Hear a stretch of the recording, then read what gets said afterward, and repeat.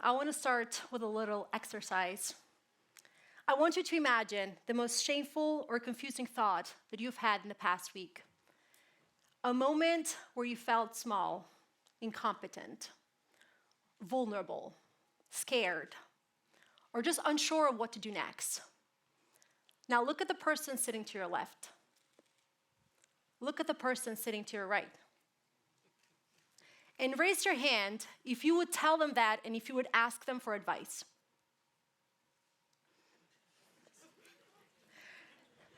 Raise your hand if you would trust what they would tell you. Well, a few months ago, I was in that exact same place. I had just had a devastating argument with someone that I really love. I was spinning. I was feeling so vulnerable. I had my thumb hovering over my best friend's name's in my contacts.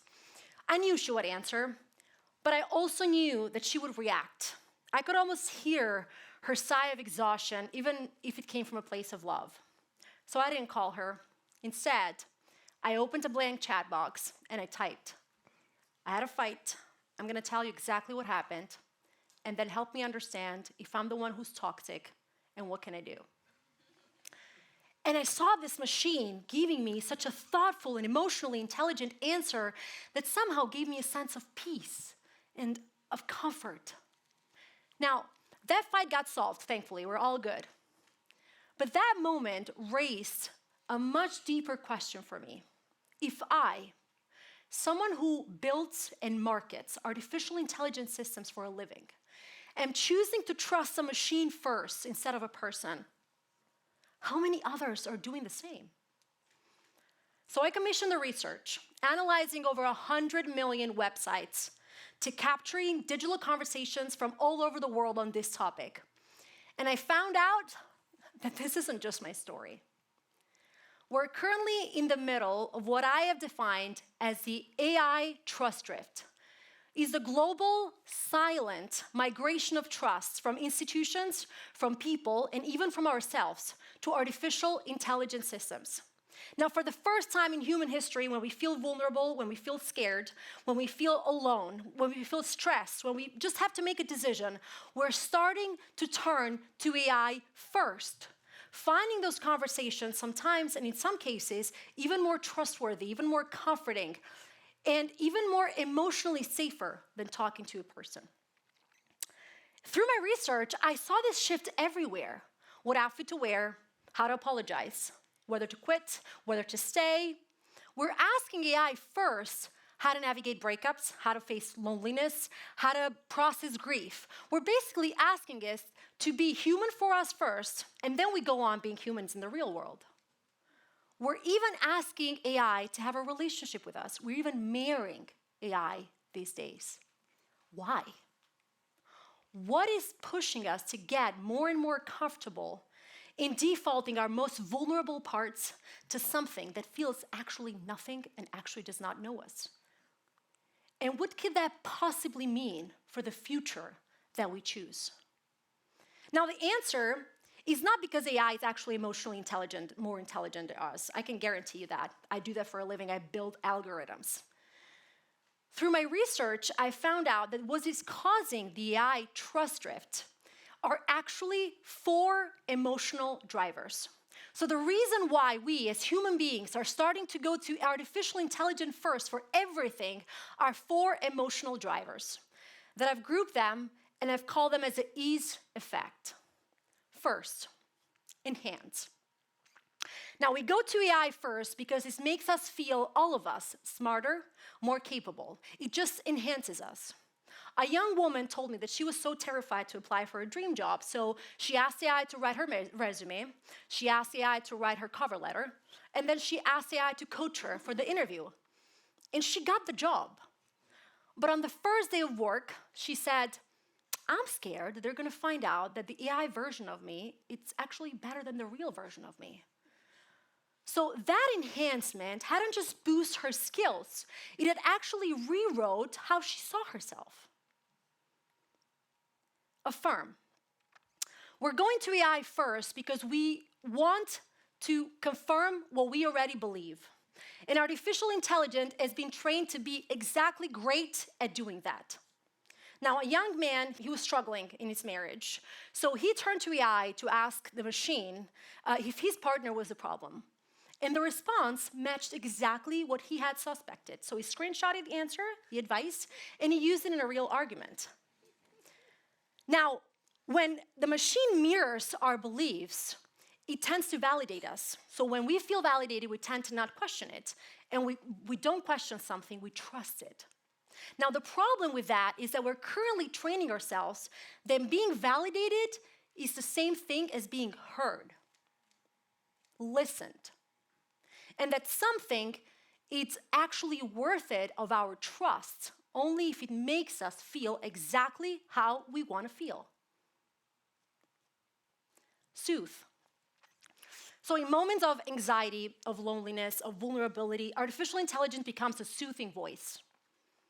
Teenagers are, through my research, I noticed that they're saying AI things that they're not even saying to their parents or their friends anymore. They're confessing artificial intelligence, their darkest thoughts, their fears, their deepest secrets, their vulnerabilities. And you know why? Because it listens to me, it never judges me, and it replies to me immediately. So younger generations especially, the AI trust drift, it's very dangerous for them because they don't know the world before AI. They were born in a world where there was just AI.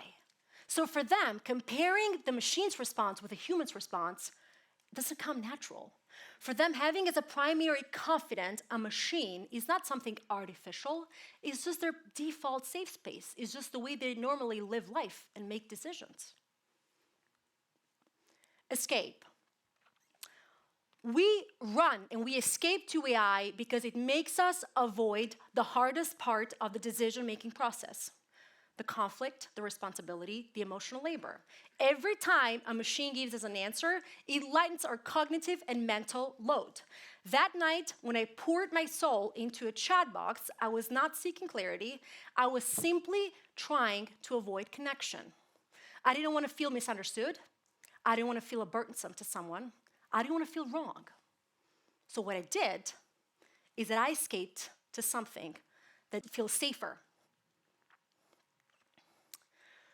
Together, so the reason why we are going to AI first is because for emotional drivers. We want AI to enhance our abilities, to affirm our beliefs, to soothe uncomfortable emotions, and escape from the hard part of human connection.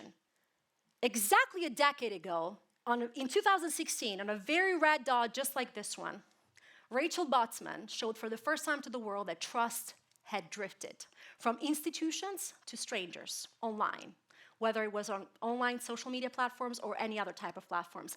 Now, for the next decade, that shift redefined, until today, how economies were built, how reputations were built, how communities were formed.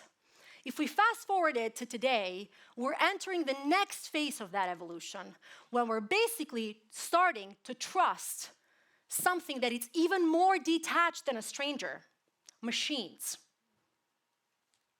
Together, these four forces, the E.A.S.E effect, is creating a new way for humans to relate to the world, which is AI first, everything else next.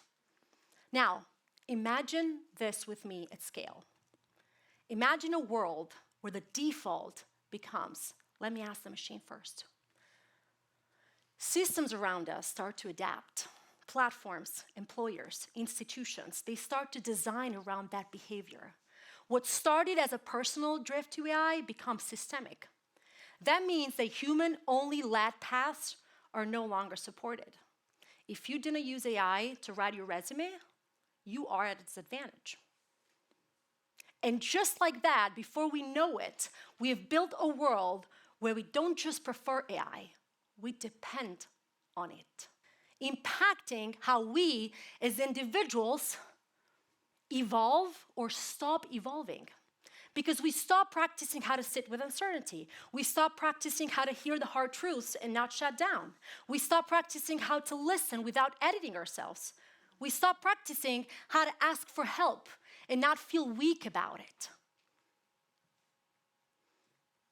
we basically become an emotionally outsourced version of ourselves. Comfortable? Yes. Efficient? Oh yeah. But flat, unstretched, ungrown. I was born in Albania. My family migrated to Italy when I was a kid to find better economic conditions. At the age of 10, my father started suffering severe mental illness. I had to learn how to grow up very fast in a family that felt, in a home that felt like it could collapse at any point, at any moment. I stayed in relationships way longer than I should have. At the age of 25, I chose to move by myself alone to the United States to accept a job offer to work in artificial intelligence. Along that entire journey, trust didn't follow me. I had to rebuild it each time, asking myself, who do I trust? How do I know? Will they hold me or hurt me? And sometimes they did hurt me. That work of opening up, of trusting the wrong people, of forgiving, of risking disappointment was the hardest thing that I've ever done. But it's also the reason why I'm here today, standing in front of you, as a woman who leads, as a woman who succeeds, as a woman who fails, and as a woman who heals. And sometimes I wonder, if I let a machine interfere first in all my moments of fear, of vulnerability, of loneliness, of uncertainty, would I be the woman I am today? Maybe it would have made me feel a little better. Maybe it would have given me some ease. But would it have made me actually get better? Growth doesn't happen in comfort. We risk back living our life, looking back at our lives, getting old, and asking, how many of the choices did I actually make versus a machine? Who would I be today if I had trusted myself first more versus something that doesn't actually know me? It doesn't actually feel nothing.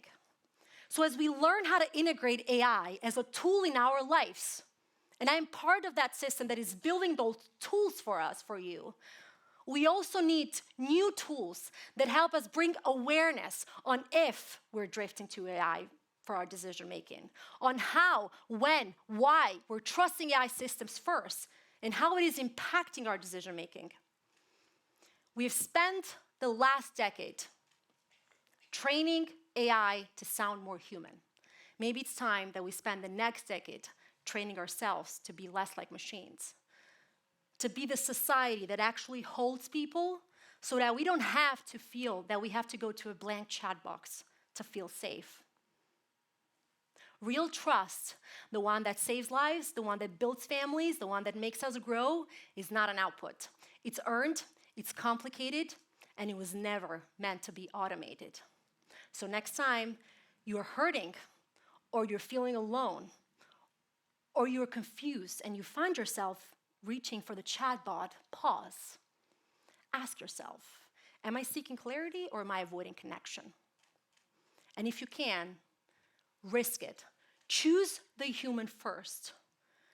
Because we're not just outsourcing our problems, we're outsourcing ourselves. And we're too valuable and have too much potential to be left to a blank chat box. Thank you.